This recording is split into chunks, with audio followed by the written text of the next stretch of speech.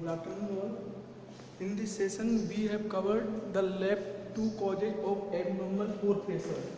We have studied already three causes of abnormal pore pressure, that is your depositional cause, diagenetic cause and tectonic cause. In this session we have to cover remaining two causes of abnormal pore pressure, that is structural cause and your mechanical cause. In the structural cause we have to study two models.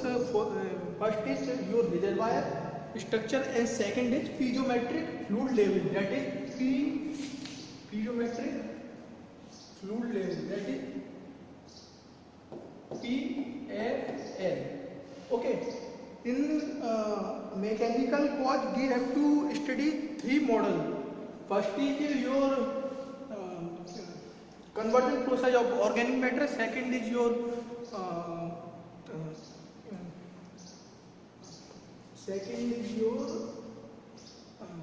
aquathermal pressure and third is your osmosis pressure. ठीक है, osmosis cause. तो one by one हम इनको पढ़ते हैं. तो पहला आता है आपका mechanical cause, structural cause. Structural cause में पहला रिजर्वायर स्ट्रक्चर. देखो रिजर्वायर की स्ट्रक्चर चाहे आपके नहीं है वर्टिकल रिजर्वायर हो चाहे आपका हॉरिजॉन्टल रिजर्वायर हो, अगर उसमें डिफरेंट डेंसिटी का फ्लूइड है, डिफरेंट स्पेसिफिक ग्रेविटी का फ्लूइड है, that is your oil, mainly your oil, water and gas. अगर उसमें डिफरेंट ग्रेविटी का फ्लूइड फिल है तो उसमें जो अपर पोर्शन ऑफ फ्लूइड है, मतलब जो लो डेंसिटी ऑफ फ्लूइड है, क्योंकि low density of fluid upper section को कवर करेगा, तो जो लो डेंसिटी ऑफ फ्लूइड है वो आपका एब्नॉर्मल पोर प्रेशर बियर करेगा. ठीक है.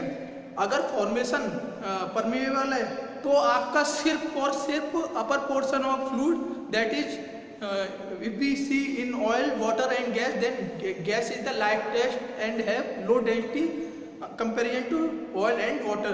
Then oil occupied the upper section, so there is abnormal pore pressure in the gas section. Gas occupy the upper section, so there is abnormal pore pressure in your gas section. So if the reservoir is permeable, that is अगर आपका reservoir कुछ इस तरीके से है और इसमें ऊपर गैस बनी रहेगी, फिर ऑयल, फिर आपका वाटर नीचे. ठीक है, गैस, ऑयल और वाटर. ठीक है. ये वाटर अगर परमिएबल है, मतलब सराउंडिंग में जो ये रिजर्वायर स्ट्रक्चर से बाहर में फ्लूइड है उसके कांटेक्ट में है, तो ये ऑयल और वाटर आपके नॉर्मल पोर प्रेशर कैरी करेंगे और आपका गैस है वो एबनॉर्मल पोर प्रेशर कैरी करेगा. ये मैं बताऊंगा क्यों करेगा. अगर ये रिजर्वायर आपका नॉन परमिएबल है, मतलब ये वाला जो वाटर है वो इसके कांटेक्ट में नहीं है, तो आपके गैस, ऑयल और वाटर तीनों ही एबनॉर्मल पोर प्रेशर कैरी करेंगे. इसका रीजन ये है कि अगर मैं फ्लूइड पे ओवरबर्डन प्रेशर लग रहा है, रिजर्वायर की स्ट्रक्चर पर ओवरबर्डन प्रेशर लग रहा है, और अगर परमिएबल है तो ये वाटर इसके कांटेक्ट में, तो इस पर जो प्रेशर लगेगा वो इधर नहीं है, कंपनसेट हो जाएगा, मतलब दोनों का बराबर प्रेशर होगा. क्योंकि वाटर और ऑयल की डेंसिटी नियरली सेम होती है, तो नहीं है ये अपने प्रेशर को नहीं ट्रांसमिट कर सकते हैं एक दूसरे के अंदर, तो इधर भी नॉर्मल पोर प्रेशर रहेगा. लेकिन वो गैस और ऑयल की डेंसिटी में बहुत ही ज्यादा अंतर है, तो गैस नहीं है, इस पर प्रेशर तो लगेगा लेकिन ये मूव नहीं कर सकती कहीं पर, ना ही अपना प्रेशर ट्रांसमिट कर सकती है. तो गैस पर प्रेशर भी लग रहा है और गैस मूव भी नहीं कर पा रही है, तो कह सकते हैं हम गैस सील्ड हो गई इधर, मतलब गैस निकल नहीं पा रही इधर से, सील्ड हो गई, तो इस पे एबनॉर्मल पोर प्रेशर लगेगा. अगर यही बंद है तो नहीं, जो ओवरबर्डन प्रेशर लग रहा है वो इस पे भी लगेगा, इस पे भी लगेगा, इस पे भी लगेगा, और ये फ्लूइड बाहर के फ्लूइड से कांटेक्ट में नहीं है, तो ये आपका नहीं है, तीनों over abnormal pore pressure carry करेंगे. तो स्ट्रक्चर के कारण नहीं है. क्यों अपना नहीं है एबनॉर्मल पोर प्रेशर आता है? क्योंकि ये डिफरेंट डेंसिटी फ्लूइड होते हैं, और अगर आपका परमिएबल है तो खाली नहीं है upper section of fluid, that is gas, in case of gas, oil and water carry करेगा एबनॉर्मल पोर प्रेशर, और अगर नहीं है नॉन परमिएबल है तो आपके तीनों fluid abnormal pore pressure carry करेंगे. इसका रीजन क्या है? इसका रीजन है ये रिजर्वायर स्ट्रक्चर. क्योंकि अगर ये स्ट्रक्चर परमिएबल है तो ये फ्लूइड के कांटेक्ट में है, लेकिन ये निकल नहीं सकता इधर से, ना तो इधर से निकल सकता है ना इधर से निकल सकता है। और अगर ये नॉन परमिएबल है तो ये तीनों ही, ये पूरी स्ट्रक्चर बंद है, तो ये तीनों फ्लूइड इस ओवरबर्डन प्रेशर को कंपनसेट करेंगे, कैरी करेंगे, तो ये एब्नॉर्मल ओवर प्रेशर शो करेंगे। ठीक है, अगर यही स्ट्रक्चर, ये देखो, अगर रिजर्वायर ऐसा हो डाउन कॉनकेव डाउनवर्ड, तो आपका होता है एंटीक्लाइनल रिजर्वायर। ये एक नहीं है, टर्म है जो एक जियोलॉजिकल बेड को रिप्रेजेंट करने के काम आती है, जो इस शेप में होता है। और दूसरा आपका होता है सिंक्लाइनल, ये नहीं है, ये भी एक टर्म है जो जियोलॉजिकल बेड को रिप्रेजेंट करने के काम में आती है, और ये इस शेप में होता है, तो इसको सिंक्लाइनल बोलते हैं, इसको एंटीक्लाइनल बोलते हैं। जब आपकी एंटीक्लाइनल शेप है तो आपका जो अपर फ्लूइड है, दैट इज गैस, वो मूव नहीं कर पाएगा, और सिंक्लाइनल स्ट्रक्चर होगी तब भी आपका अपर फ्लूइड होगा वो गैस होगा। और अगर इस पर प्रेशर लगेगा, अगर इस पर प्रेशर लगेगा तो ये यहाँ से मूव कर पाएगा। तो एंटीक्लाइनल स्ट्रक्चर में तो आपका गैस क्या है, जो लाइट डेंसिटी फ्लूइड है वो एब्नॉर्मल पोर प्रेशर कैरी करती है, लेकिन जो आपका नहीं है सिंक्लाइनल स्ट्रक्चर होती है, उसमें जो अपर फ्लूइड है दैट इज गैस, वो आपका एब्नॉर्मल पोर प्रेशर कैरी नहीं कर सकती। तो हम कह सकते हैं जहां जहां पर एंटीक्लाइनल स्ट्रक्चर फाउंड होगी वहां पर एब्नॉर्मल पोर प्रेशर होगा अपर कंपोनेंट में, और नॉन परमिएबल होगी तो डाउनवर्ड कंपोनेंट में भी होगा। ऐसी आपकी एक लेंटिकुलर स्ट्रक्चर होती है, ये इसमें भी होता है। एक आपकी नहीं है क्या कहते हैं इंक्लाइंड स्ट्रक्चर होती है, इसमें यहाँ पर वाटर होता है, यहाँ पर ऑयल होता है, यहाँ पर गैस होता है, तो इसमें भी होता है, लेकिन आपके सिंक्लाइनल में नहीं होता। तो एब्नॉर्मल पोर प्रेशर स्ट्रक्चर पर कैसे डिपेंड करता है, ये आपको पता पड़ेगा। वो चीज सब चीजें मैंने यहाँ पर लिखनी है, देखो 1 by 1 पढ़ती है। स्ट्रक्चर कौन में पहला है रिजर्वायर स्ट्रक्चर, उसमें नहीं दोनों में हो सकता है, ओरिएंटल और लेटरल, ओरिएंटल और लेटरल और इंक्लाइंड, ठीक है, तीनों में हो सकता है। ठीक है, और मैंने क्या लिखा है, ये सारी structure experience high abnormal pressure due to different density fluid, जैसे वाटर, ऑयल और गैस। अगर मैं स्पेशली गैस आपकी नहीं कैरी करेंगे, तो गैस की डेंसिटी होती है वो वाटर और ऑयल से बहुत ही कम होती है, वाटर ऑयल के बराबर होती है, तो ये गैस सबसे अपर सेक्शन को कवर करेंगे। क्योंकि अगर मेरे पास यहाँ पर डिफरेंट डेंसिटी फ्लूइड है, तो नहीं है कुछ समय बाद ग्रेविटी के इफेक्ट के कारण लाइट डेंसिटी सबसे ऊपर होगा और हेवी डेंसिटी सबसे नीचे होगा। तो ऑयल, वाटर, वो सॉरी गैस, ऑयल और वाटर, ठीक है। तो यही मैंने लिखा है, अगर और भी चीज परमिएबल, अगर स्ट्रक्चर परमिएबल है तो आपका जो लाइट डेंसिटी फ्लूइड है स्पेशली गैस, वही एक्सपीरियंस करेगी पोर प्रेशर एंड वाटर आपका नहीं है, वो एक्सपीरियंस नहीं करेगा एब्नॉर्मल पोर प्रेशर। ठीक है, अगर परमिएबल नहीं है देन आपके सारे फ्लूइड लोअर, आपके जो क्राइटेरिया जो गैस पे लग रहा है वो लोअर फ्लूइड पे भी लगेगा, मतलब वाटर और ऑयल पे भी लगेगा। तो आपके सारे फ्लूइड क्या कहते हैं एब्नॉर्मल पोर प्रेशर बियर करेंगे। ठीक है, example of structure in which this में अकर, मतलब किस रिजर्वायर स्ट्रक्चर में एब्नॉर्मल पोर प्रेशर की कंडीशन बनती है, that is lenticular reservoir, dipping reservoir और इंक्लाइंड रिजर्वायर, एंटीक्लाइनल रिजर्वायर और सिंक्लाइनल जो होता है ना वो इस शेप का होता है, तो इसमें एब्नॉर्मल पोर प्रेशर की कंडीशन नहीं बनती है। ठीक है,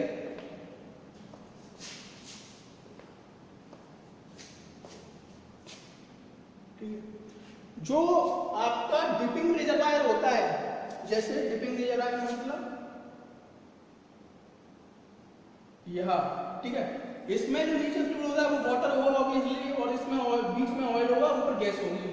ठीक है, तो ये अगर परमिएबल है, सराउंडिंग की वाटर से नहीं है, क्या कहते हैं कांटेक्ट में होगा, तो इसका नॉर्मल पोर प्रेशर होगा, तो ये नॉर्मल पोर प्रेशर को ऊपर ट्रांसमिट करेगा, तो नहीं है ऊपर का प्रेशर भी नॉर्मल पोर प्रेशर हो जाएगा। तो लेकिन डिपिंग रिजर्वायर में क्या होता है, pore pressure normal at deepest water zone transmitted to up dip part, that is this part of low density, जिसकी लो डेंसिटी है ऑफ द स्ट्रक्चर। ठीक है, ये जो एब्नॉर्मल पोर प्रेशर होता है, ये अगर आपकी लार्ज स्ट्रक्चर है और ओनली गैस रिजर्वायर है तो उसमें बहुत जल्दी जनरेट होता है। जैसे कि आपकी नहीं है, एक ये रिजर्वायर है और एक ये रिजर्वायर है, एब्नॉर्मल पोर प्रेशर तो दोनों में ही होगा, लेकिन जल्दी इसमें होगा।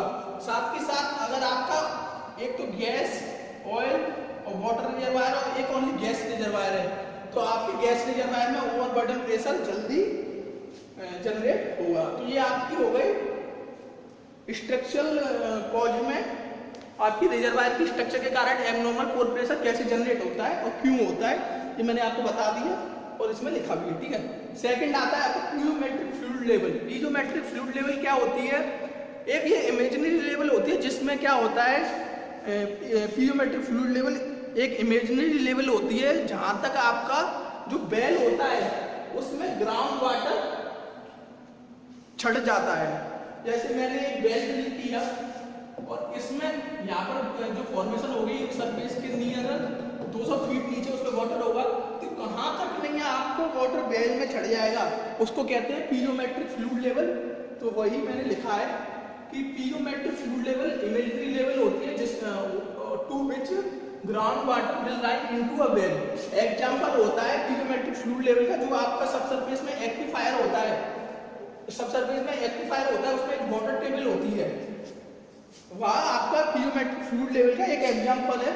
Water table in aquifer is a piezometric fluid level. ये एक एक्टिफायर में जो वाटर टेबल होती है वो एक इमेजिनरी लेवल होती है, तो उसका मैंने एग्जांपल दे दिया।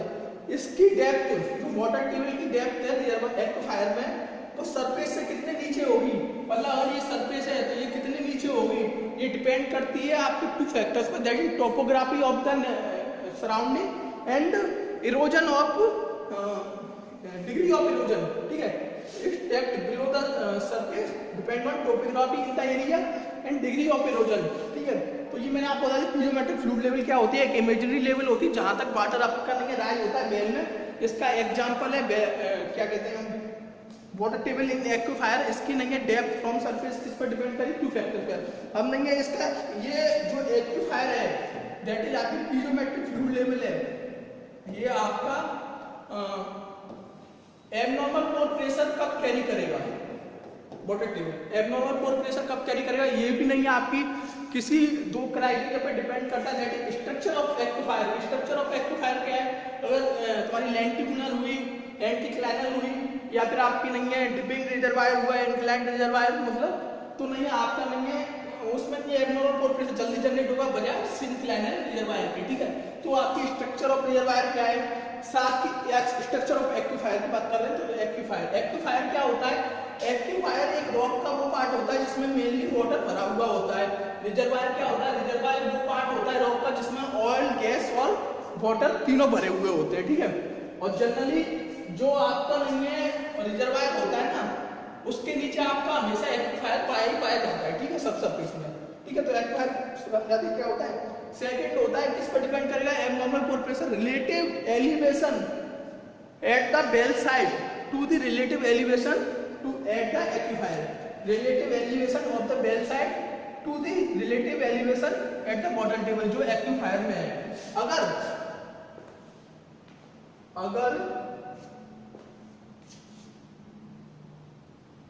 अगर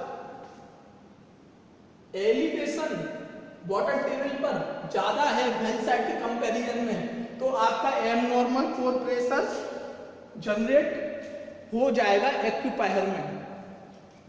अगर बेल साइड पे जो वाटर टेबल है उस पर एलिवेशन ज्यादा है बेल साइड के कंपैरिजन में एलिवेशन, तो आपका एबनॉर्मल पोर प्रेशर हो जाएगा एक्टिफायर में।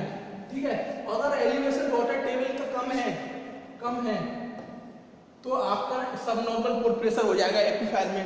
तो piezometric fluid level that is water table in aquifer में नहीं है, एबनॉर्मल पोर प्रेशर कब होगा, तो ये मैंने आपको बता दिया कि दो चीज पर डिपेंड करता है, एक तो स्ट्रक्चर ऑफ एक्टिफायर पर और सेकंड आपका नहीं है relative elevation between well site and aquifer. ठीक है, तो अगर आपका ज्यादा है तो नहीं है आपका वाटर टेबल पे एलिवेशन ज्यादा है तो बेल साइड के कंपैरिजन में तो आपका एबनॉर्मल पोर प्रेशर होगा, और कम है तो आपका सबनॉर्मल पोर प्रेशर होगा। ठीक है, और ये फाउंड होता है जनरली ऑन शोर पे, तो नहीं है एरिड एरिया बेल होते हैं ना, एरिड एरिया का मतलब यहाँ पर रेनफॉल कम होती है, तो ऑन शोर पे तो जो एरिड एरिया बेल होते हैं ना, एरिड एरिया वहां पर ही ज्यादा पाया जाता है पीजोमेट्रिक फ्लूइड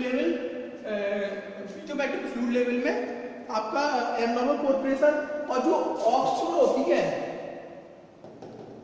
ऑफशोर, मतलब ऑफशोर में भी नियर ऑनशोर, ये वहां पर ज्यादा पाया जाता है, मतलब नियर अर्थ सरफेस जो ऑफशोर डिपार्टमेंट ऑफशोर रीजन होगा वो नियर ऑनशोर होगा, धरती के आसपास होगा, उसमें ये आपका पीजोमेट्रिक फ्लूइड लेवल पाया जाएगा। लेकिन ये वाटर से इफेक्ट होगा और आपके फ्लोइंग रिवर से इफेक्ट होगा, क्योंकि आपको ऑफशोर में वाटर मिलेगा ही मिलेगा ऑब्वियसली, और आपके नहीं फ्लोइंग रिवर्स भी होंगी, ठीक है। तो ऑनशोर का तो अरेडियन बेल्ट में दैट इज जहाँ पर रेन कम होती है, और ऑफशोर में that is near onshore, offshore में भी नियर ऑनशोर, फार ऑनशोर में ये पार्ट हो गया फार ऑनशोर, ये हो गया नियर ऑनशोर, ठीक है। ये आपकी बीच हो गया, ठीक है, बीच मान लो ये बीच हो गया, तो ठीक है। तो आपके नहीं है ऑनशोर में ऑफशोर में नियर ऑनशोर पाया जाएगा, लेकिन ये इफेक्ट होगा आपका सी से और फ्लोइंग रिवर से। जी मैंने लिखा है generally found in onshore arid area well और सेकंड नियर ऑनशोर बेल, ठीक है, फार ऑनशोर बेल नहीं नियर ऑनशोर बेल, और affected by sea and flowing river. तो ये आपका हो गया स्ट्रक्चरल फॉल, जिसके कारण एब्नॉर्मल पोर प्रेशर डेवलप होता है। तो उसमें एक है आपका रेरवाई स्ट्रक्चर के कारण, और एक है आपका पीजोमेट्रिक फ्लूइड लेवल, ठीक है। सेकंड बात लास्ट हम बात करते हैं जो कि फिफ्थ पॉइंट है, वो आपका थर्मोडायनेमिक प्रोसेस। थर्मोडायनेमिक प्रोसेस के कारण कैसे आपका नहीं है एब्नॉर्मल पोर प्रेशर फॉर्म होता है, वो नहीं है हम नहीं है 3 मॉडल पढ़ के देखेंगे। तो पहला मॉडल है इसमें कन्वर्जन ऑफ ऑर्गेनिक मैटर, जो आपका हाइड्रोकार्बन बनता है वो नीचे सबसे पहले नहीं है लोअर डेप्थ पे केरोजन में बनता है, ठीक है। जो आपका हाइड्रोकार्बन बनता है तो सबसे पहले नहीं है, जो आप नहीं है उसमें पढ़ोगे जियोलॉजी में, तो ये आपका सबसे पहले हाइड्रोकार्बन है केरोजन में। केरोजन एक कॉम्प्लेक्स हाइड्रोकार्बन की फॉर्म होती है, ठीक है। जैसे ये हाइड्रोकार्बन पहले ट्री एंड एनिमल्स थे, फिर वो डिपोजिट हुए तो केरोजन बने, फिर केरोजन से आपके लिए हैवी हाइड्रोकार्बन बने, हैवी हाइड्रोकार्बन से आपके मीडियम हाइड्रोकार्बन बने, फिर नहीं लाइट हाइड्रोकार्बन बने। ये नहीं है डेप्थ के साथ साथ बढ़ते जा रहे हैं, टेम्परेचर डेप्थ के साथ बढ़ रहा है इस तरीके से। तो हम केरोजन की स्टेट से बात करके देखें तो आपका नहीं है केरोजन का हाइड्रोकार्बन में कन्वर्जन आपका एक एब्नॉर्मल पोर प्रेशर क्रिएट करेगा, ठीक है। तो मैंने क्या कहा थर्मोडायनेमिक प्रोसेस में ऑर्गेनिक मैटर ट्रांसफॉर्मेशन में, ऑर्गेनिक मैटर ट्रांसफॉर्मेशन की वजह से आपका एब्नॉर्मल पोर प्रेशर जनरेट होगा। वो कैसे होगा वो मैं आपको बताता हूँ कि जैसे केरोजन से हाइड्रोकार्बन बना, हाइड्रोकार्बन ऑयल गैस और ऑयल और गैस, केरोजन जो होता है वो आपका कॉम्प्लेक्स हाइड्रोकार्बन कंपाउंड होता है, और जो हाइड्रोकार्बन होगा वो सिंपल हाइड्रोकार्बन कंपाउंड होगा। तो उसमें हाइड्रोकार्बन में केरोजन से क्या बना ऑयल और गैस। मोस्टली जो एब्नॉर्मल पोर प्रेशर होगा वो गैस में होगा, कैसे होगा ये मैं बताऊंगा। और इस प्रोसेस को कहते हैं थर्मल क्रैकिंग, और ये 90 डिग्री सेंटीग्रेड पे होती है, ठीक है। इसको बोलते हैं थर्मल क्रैकिंग, और ये 90 डिग्री सेंटीग्रेड पे होती है। देखो ये था आपका केरोजन, ठीक है, मान लो इसका 1 वॉल्यूम है, ठीक है, 1 गैलन, ठीक है। अब ये हाइड्रोकार्बन में जब कन्वर्ट होगा ना तो इसका मेनली 3 टाइम्स वॉल्यूम हो जाएगा, क्योंकि यहाँ पर गैस फॉर्म हुई है, ऑयल फॉर्म हुआ है, ठीक है। तो नहीं है यहाँ पर जब 1 वॉल्यूम था, जब जो हाइड्रोकार्बन कन्वर्ट होगा तो इसका 3 वॉल्यूम हो जाएगा। अगर ये वॉल्यूम बढ़ा, इस थर्मल क्रैकिंग की वजह से ये वॉल्यूम बढ़ा, और जब ये वॉल्यूम बढ़ रहा है और इसको कोई बढ़ने नहीं दे रहा, कोई नहीं है आपकी सील है, कोई आपको जैसे मान लो हेलाइट है, हेलाइट एक आपका नहीं है नॉन कंप्लीट सील फॉर्मेशन है।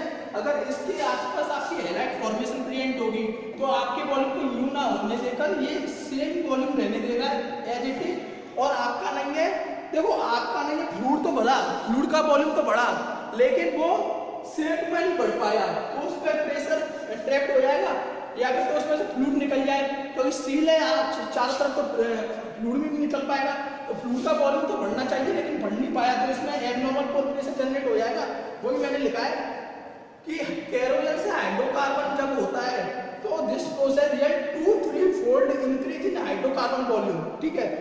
इफ इन सील्ड एनवायरनमेंट, अगर ये प्रोसेस सील्ड एनवायरनमेंट में हुई तो एब्नॉर्मल पोर प्रेशर कॉज करेगी, क्योंकि सील्ड एनवायरनमेंट जैसे ये है, ये आपका ये केरोजन है और इसके चारों तरफ एक सील्ड है, चाहे लाइन मान लो चाहे अदर फॉर्मेशन मान लो। अब इसको होना तो इतना है, लेकिन इसके कारण ये हो नहीं पा रहा है, सॉरी इसके कारण इसके कारण ये हो नहीं पा रहा है और ना ही इसमें से फ्लूइड निकल पा रहा है।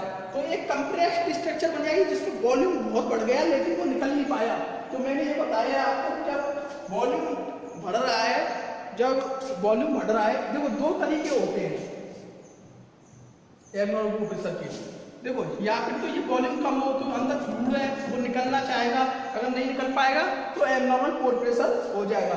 या फिर ये वॉल्यूम इसमें ये घट नहीं, ये जो स्ट्रक्चर आपकी घट नहीं रही है बल्कि बढ़ रही है, लेकिन बढ़ भी ना पाए क्योंकि नहीं आपके चारों तरफ सील्ड फॉर्मेशन है, तो तब भी इसमें एब्नॉर्मल पोर प्रेशर हो जाएगा। ठीक है, तो वही मैं कहना चाह रहा हूँ कि नहीं है जो ऑर्गेनिक ट्रांसफॉर्मेशन है केरोसिन टू हाइड्रोकार्बन, ये आपकी नहीं है वॉल्यूम को बढ़ा देगी। जो केरोसिन का वॉल्यूम है उससे 3 गुना हाइड्रोकार्बन का वॉल्यूम हो जाएगा। अगर सील एनवायरनमेंट में है तो आपका नहीं है एब्नॉर्मल पोर प्रेशर पहुंच करेगा क्योंकि नहीं है उधर से ये स्ट्रक्चर बढ़ नहीं पाएगी और आपका नहीं है वॉल्यूम वहीं पर ट्रैप्ड रह जाएगा। ठीक है,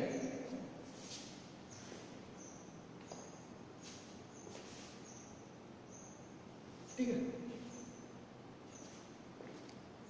तो in sealed environment causing abnormal pore pressure, ये एब्नॉर्मल पोर प्रेशर और भी ज्यादा बढ़ जाएगा जब केरोजन से तो ऑयल बना, तो जब केरोजन से ऑयल बनेगा तो इतना ज्यादा वॉल्यूम नहीं बढ़ेगा, लेकिन जब ऑयल से कन्वर्ट होकर फर्दर थर्मल क्रैकिंग होकर 90 डिग्री सेंटीग्रेड से ज्यादा तो ये बनेगी गैस, और गैस का वॉल्यूम तो ऑयल से बहुत ज्यादा होगा। तो अगर गैस भी नहीं है एक्सपेंड नहीं हो पाएगी ड्यू टू सील्ड फॉर्मेशन की वजह से, तो और भी ज्यादा आपका एब्नॉर्मल पोर प्रेशर जनरेट होगा। तो यही मैंने लिखा this abnormal pore pressure further increase when oil to gas thermal cracking हो रही है 90 ग्रेटर देन 90 डिग्री सेंटीग्रेड, क्योंकि आपका जो गैस का वॉल्यूम है वो ज्यादा होगा कंपेरियर टू ऑयल, और गैस आपकी लो डेंसिटी फ्लूइड भी है। ठीक है, तो ये आपका हो गया ऑर्गेनिक मैटर ट्रांसफॉर्मेशन से कैसे एब्नॉर्मल पोर प्रेशर जनरेट होता है, क्योंकि ऑर्गेनिक मैटर ट्रांसफॉर्मेशन में आपका फ्लूइड वॉल्यूम बढ़ता है, अगर किसी सील्ड फॉर्मेशन की वजह से बढ़ नहीं पाया तो वो उसी में ट्रैप्ड रह जाएगा, और जो ओवरबर्डन प्रेशर है वो सारा आपका नहीं है फ्लूइड को कैरी करना पड़ेगा, और फ्लूइड को कैरी करना पड़ेगा तो आपका एब्नॉर्मल पोर प्रेशर जनरेट हो जाएगा। ठीक है, सेकंड आता है आपका aqua thermal effect. Aqua thermal effect में क्या होता है, जैसे जैसे हम नीचे जाते हैं तो आपका टेम्परेचर बढ़ता जाता है। ठीक है, जब टेम्परेचर बढ़ता जाएगा तो फ्लूइड एक्सपेंड होगा, जो रॉक में फ्लूइड भर रहा है पोर स्पेस में वो एक्सपेंड होगा, और एक्सपेंड होने के कारण ये निकलना चाहेगा बाहर। अगर कोई सील्ड फॉर्मेशन है तो ये निकल नहीं पाएगा, और वॉल्यूम तो बढ़ रहा है टेम्परेचर के कारण, लेकिन आपका फ्लूइड निकल नहीं पा रहा, तो simply abnormal pore pressure generate होगा। अगर ये फ्लूइड, ठीक है, तो इसी को मैंने इसमें बताया है, सिंपली ये लॉजिक है। थ्योरी में कैसे ये मैं बताता हूँ आपको। एक्वा थर्मल इफेक्ट, इसको aqua pressure effect, aqua thermal pressure effect भी पढ़ते हैं। Due to increase geothermal gradient, temperature depth के साथ जियोथर्मल ग्रेडियंट बढ़ता जाएगा, क्योंकि टेम्परेचर नीचे बढ़ता जाता है। ठीक है, in the earth surface generally at high depth expansion of core fluid takes place due to temperature increase. If there is sealed rock, then fluid expansion does not take place and abnormal pore pressure increases. ठीक है, अगर fluid expansion take place कर गया, sealed, अगर fluid temperature बढ़ा और आपका fluid expand हुआ और एक्सपेल्सन हो गया, मतलब फ्लूइड उसमें से निकल गया, तो आपका जो एब्नॉर्मल पोर प्रेशर बढ़ना होगा थर्मल इफेक्ट के कारण वो इतना नहीं बढ़ पाएगा, मतलब घट जाएगा। मतलब अगर मेरा मैं नीचे गया, टेम्परेचर बढ़ा, फ्लूइड का वॉल्यूम बढ़ा टेम्परेचर के बढ़ने के कारण, और फ्लूइड में क्या स्ट्रक्चर से निकल गया, तो जो एब्नॉर्मल पोर प्रेशर बढ़ना चाहिए ना थर्मल इफेक्ट के कारण वो उतना नहीं बढ़ पाएगा। तो आपकी नहीं है कंप्लीटली सील्ड फॉर्मेशन होनी चाहिए एक्वा थर्मल इफेक्ट के कारण एब्नॉर्मल पोर प्रेशर जनरेट करने के लिए। ठीक है, इसमें ही कुछ पॉइंट्स हैं। अगर आपके पहले से ही एब्नॉर्मल पोर प्रेशर है तो उसमें और ज्यादा आपका नहीं है पोर प्रेशर बढ़ जाएगा। जैसे मेरे पास सील्ड फॉर्मेशन है, ठीक है, और इसमें नहीं पहले से नहीं है एब्नॉर्मल पोर प्रेशर है, ज्यादा फ्लूइड है, और जो वाटर की नहीं है हीट कैरिंग कैपेसिटी होती है, मतलब वाटर की जो नहीं है कंडक्टिंग कैपेसिटी होती है हीट की, वो 1/6 होती है आपकी रॉक के कंपेरिजन में। तो इसमें पहले से ज्यादा फ्लूइड है जो एब्नॉर्मल पोर प्रेशर जोन है, तो इसकी कंडक्टिविटी क्या है 1/6 है आपके रॉक की कंपैरिजन में। तो हम कह सकते हैं इसकी इंसुलेटिंग पावर ज्यादा है रॉक के कंपैरिजन में, और जब इसमें हीट जनरेट होगी तो वो नहीं है इंसुलेट करेगी उसको, मतलब फ्लो नहीं करेगी, रॉक के कंपैरिजन में कम फ्लो करेगी, तो नहीं है ये हीट कैरिंग कैपेसिटी ज्यादा है वाटर की, तो इसमें और भी तो हीट कैरिंग कैपेसिटी ज्यादा है तो इसमें और फर्दर वॉल्यूम बढ़ेगा हीट के कारण, क्योंकि हीट सराउंडिंग में लॉस नहीं हो रही। तो जो और clay acting as a insulator in earth of earth heat, और जो आपकी जो रॉक जिसमें फ्लूइड है उसमें भी नहीं है जो क्ले है आसपास वो हीट कैरिंग कैपेसिटी उसकी ज्यादा होती है, तो वो हीट को बाहर नहीं जाने देगी, मतलब हीट को इंसुलेट करेगी, तो नहीं है आपका नहीं है जो वाटर है वो फर्दर वॉल्यूम उसका इंक्रीज होगा, तो आपका नहीं है फर्दर वॉल्यूम इंक्रीज होगा और निकल नहीं पाया ड्यू टू सिल्ट फॉर्मेशन, तो आपका फर्दर एब्नॉर्मल पोर प्रेशर बढ़ेगा। साथ ही साथ अगर इसमें नहीं है फॉर्मेशन कुछ ऐसी है और ये सील्ड है और इसमें गैस की जगह ऑयल प्रेजेंट है, तो आपका एब्नॉर्मल पोर प्रेशर और भी बढ़ेगा, क्योंकि जो ऑयल जो जब टेम्परेचर बढ़ेगा तो ऑयल से बनेगी गैस, और गैस का वॉल्यूम ऑयल से जब बनता है तो वो ज्यादा होता है बजाय गैस की गैस से। जब मैं गैस को मैं हीट कर रहा हूँ और गैस ही बनेगी तो उतना ज्यादा वॉल्यूम नहीं बढ़ेगा, जितना मैं ऑयल को हीट करूंगा तो गैस बने उसमें ज्यादा वॉल्यूम आपका बनेगा, ठीक है। तो जब नहीं है ये फॉर्मेशन ऑयल कैरी करता है और सील्ड फॉर्मेशन है तो आपका एब्नॉर्मल पोर प्रेशर एक्वाथर्मल इफेक्ट के कारण और भी बढ़ जाएगा। वही चीज मैंने यहाँ पे लिखी है कि this effect maximum in formation head oil और liquid because oil to gas जो वॉल्यूम बढ़ेगा वो ज्यादा होगा कंपैरिजन टू गैस वॉल्यूम जो बढ़ेगा, ठीक है। तो ये आपका हो गया एक्वाथर्मल इफेक्ट के कारण कि जैसे डेप्थ में जाते जाएंगे थर्मल ग्रेडियंट बढ़ता जाएगा, टेम्परेचर बढ़ता जाएगा, तो आपका फ्लूइड वॉल्यूम बढ़ेगा, तो फ्लूइड एक्सपेंड ना हो पाए तो आपका एब्नॉर्मल पोर प्रेशर कैरी हो जाएगा। थर्ड आपका आता है ऑस्मोसिस। ऑस्मोसिस से कैसे प्रेशर बढ़ता है, पहले तो आप ये देखिए कि ऑस्मोसिस होता क्या है।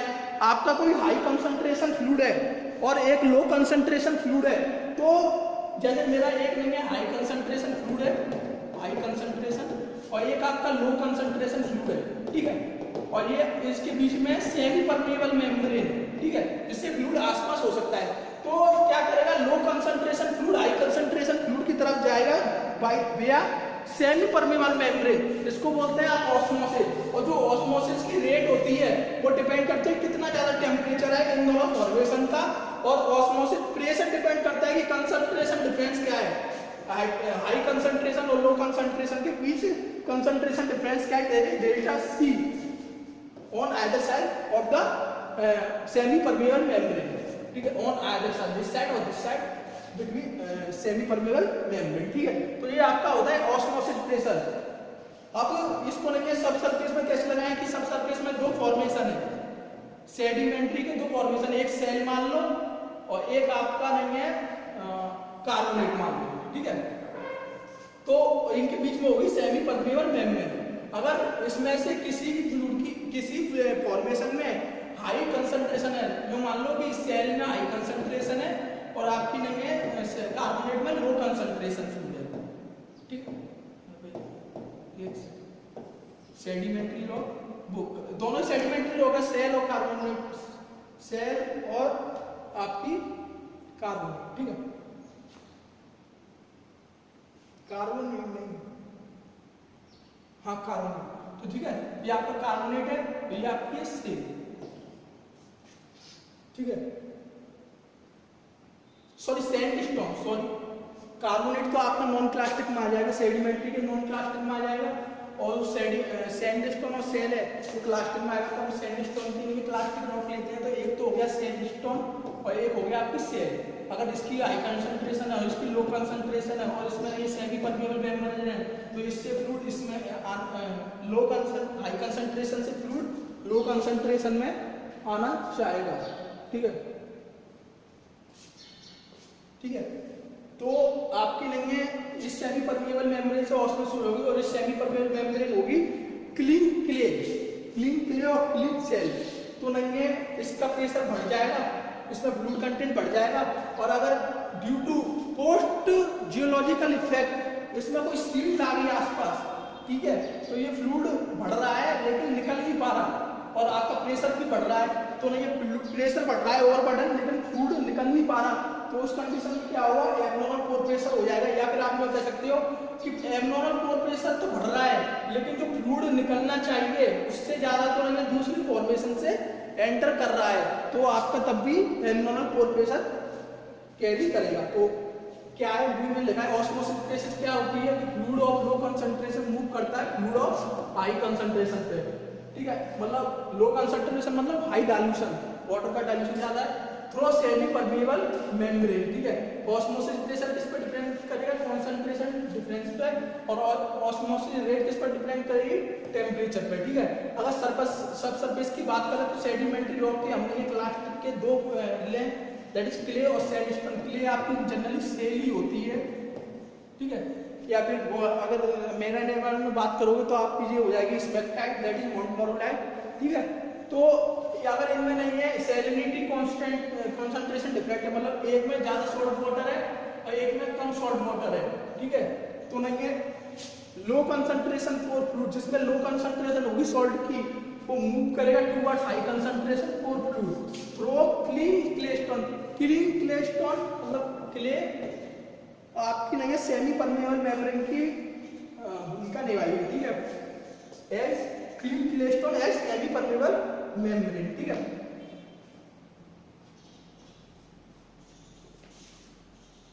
ठीक है,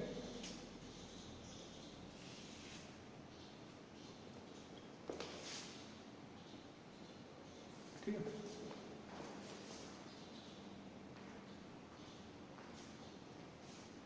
क्लीन, हाँ सेमी परमेबल मेम्ब्रेन, ठीक है। अगर किसी कारण से जियोलॉजिकल इफेक्ट के कारण से फ्लूइड वॉल्यूम इंक्रीज तो हो रहा है due to in high concentration formation में, लेकिन हाई कंसंट्रेशन फॉर्मेशन सील्ड हो गया due to any geological activity, then compaction बढ़ेगा और वॉल्यूम घटेगा नहीं, तो आपका नहीं है बजाय उसके ऑस्मोसिस से वॉल्यूम बढ़ेगा ही, आपका हाई कंसंट्रेशन जोन का तो एब्नॉर्मल पोर प्रेशर जनरेट हो जाएगा। साथ ही साथ ये भी हो सकता है कि वॉल्यूम तो नहीं घट रहा है, जो हाई कंसंट्रेशन जोन का वॉल्यूम तो घट रहा है प्रेशर के कारण, लेकिन उतना नहीं घट रहा है जितना उसमें फ्लूइड लो कंसंट्रेशन से आ रहा है, तो decreasing rate of fluid expansion even when compaction takes place result abnormal pore pressure in that formation, ठीक है। तो ये आपके सारे फैक्ट हो गए तुम्हारे एब्नॉर्मल पोर प्रेशर कॉज के, that is your depositional effect, second diagenetic effect, third आपका टेक्टोनिक इफेक्ट, फोर्थ आपका स्ट्रक्चरल इफेक्ट, फिफ्थ आपका थर्मोडायनेमिक इफेक्ट। इसके अंदर हमने कई सारे मॉडल पढ़ लिए, एक एक दो दो तीन तीन। तो आपका एब्नॉर्मल पोर प्रेशर क्या होता है, कैसे क्लासीफाई होता है और किसके कारण होता है, ये हो गया। अब पोर प्रेशर को डिटरमाइन कैसे करें, पोर प्रेशर कैसे डिटरमाइन होगा कि हैवी ही नहीं, और पोर प्रेशर है तो आपका नहीं है, पोर प्रेशर है तो आपका नहीं है, कैसे निकालें उसको, तो मतलब detection of abnormal pore pressure और quantify of abnormal pore pressure, ये हम नेक्स्ट क्लास में पढ़ेंगे, साथ ही साथ आपकी बेल प्लानिंग पढ़ेंगे, ठीक है। Thank you.